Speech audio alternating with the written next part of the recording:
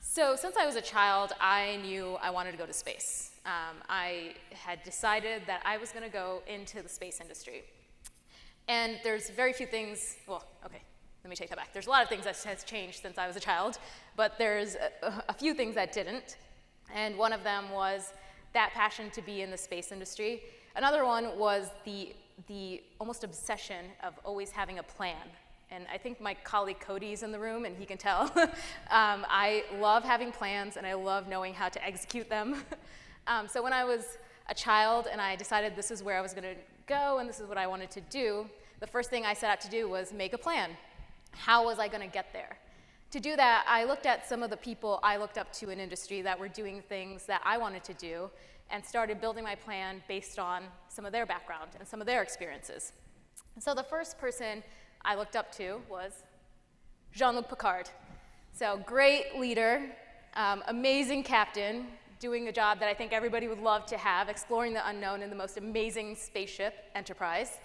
So looking at his background, he first went to Starfleet Academy, had a little bit of a rough start there, faltered a little bit, but through hard work and perseverance, he worked up the ranks and became captain of the Starship Enterprise. So I looked at that and I was like, how am I going to follow in Picard's footsteps? And it became pretty obvious pretty quickly that he was a little bit before my time. So I went back to the drawing board.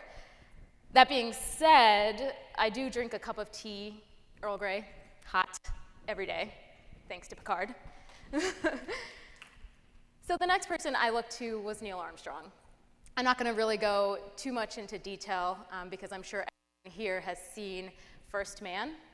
But he went to Purdue, studied aerospace engineering, became a pilot in the Navy, a test pilot after that, and then became part of the astronaut corps, and of course became the first man on the moon. So this was a template I could follow. I looked at this, decided that's what I was going to devise my plan on, and basically did it. So then I decided I was going to go to Purdue. I was going to study aerospace engineering.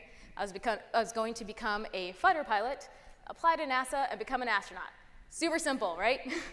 I had a plan from A to B, from start to finish, and it was going to be flawless. Everything was going to go my way. Of course, we all know that that usually never happens. But even before that, when I decided that this was my plan of action, I was really interested in NASA's mission, actually more so than the fighter pilot part.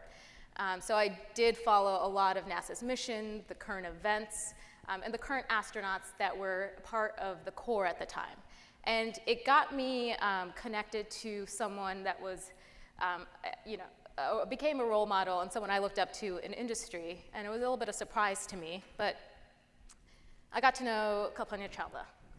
And it's sometimes hard to put into words why I connected with her so much, but I know it was the first time that I saw someone that had a little bit of my background and looked like me in a position that I would like to see myself in someday. And that kind of connection is hard to describe, but it had a little bit of a deeper meaning than some of the other role models I looked up to, which up until now, to be blunt, were white men, which there was nothing wrong with that. They all had great achievements, but for the first time I saw someone that was from India that was part of the jobs that I wanted to do in the future.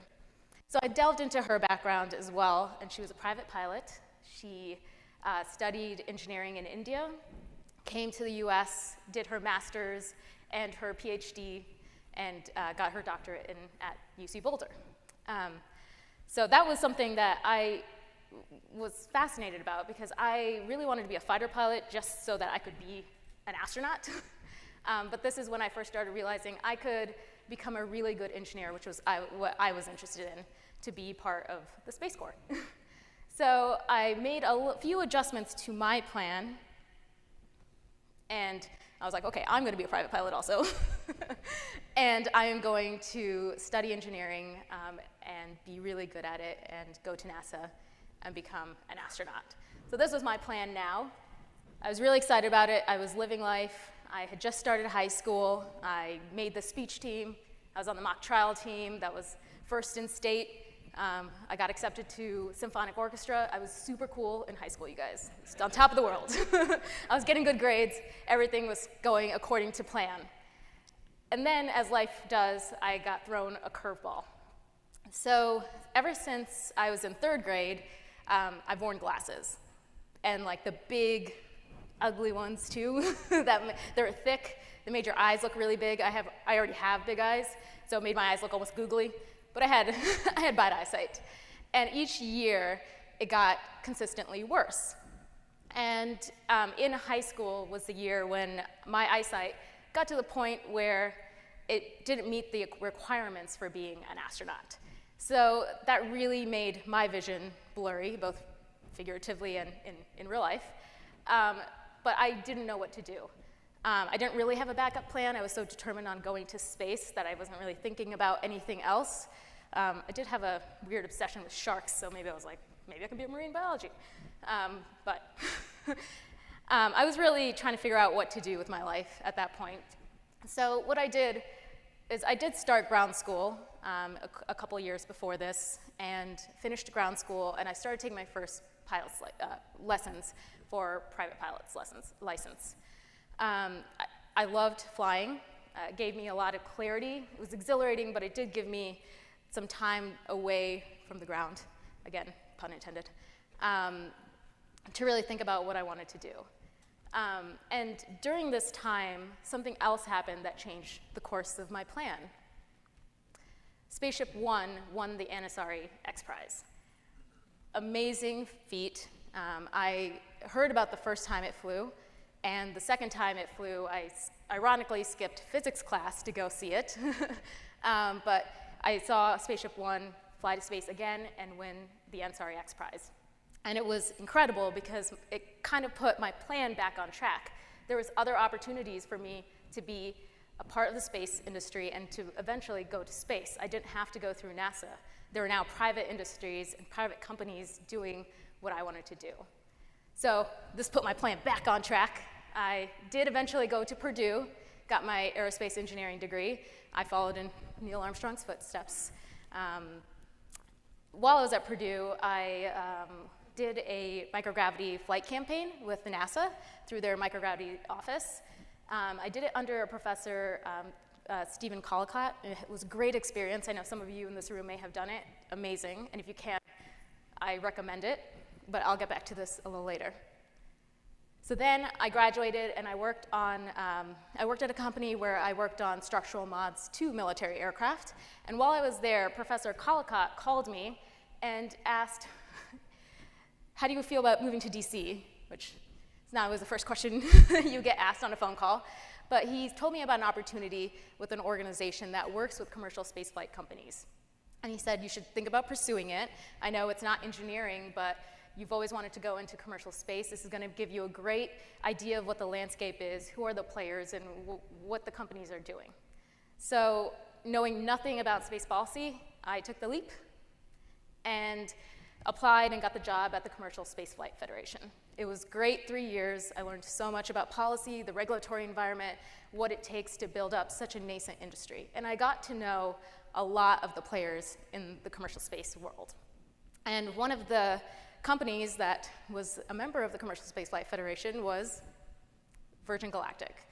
So when I was transitioning out of the Commercial Spaceflight Federation, I used my newly acquired lobbying skills to lobby/apply for a job at Virgin Galactic. And thanks to George Whitesides and my boss right now, Richard Dalbello, who took a chance, I am now at the DC operations of Virgin Galactic and Virgin Orbit and their entire space portfolio.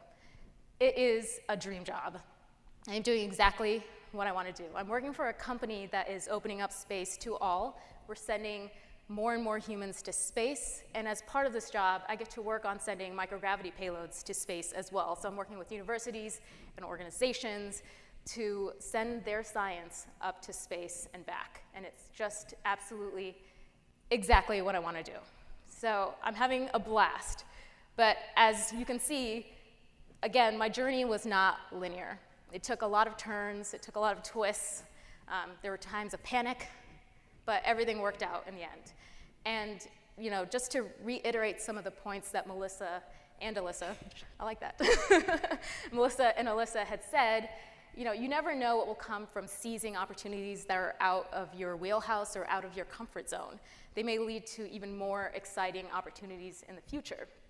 And you never know what a little hard work, some great timing, and some luck will all lead to. So always take new chances. You might find something you like and you might be surprised. You might find that you don't like it, but that's a data point.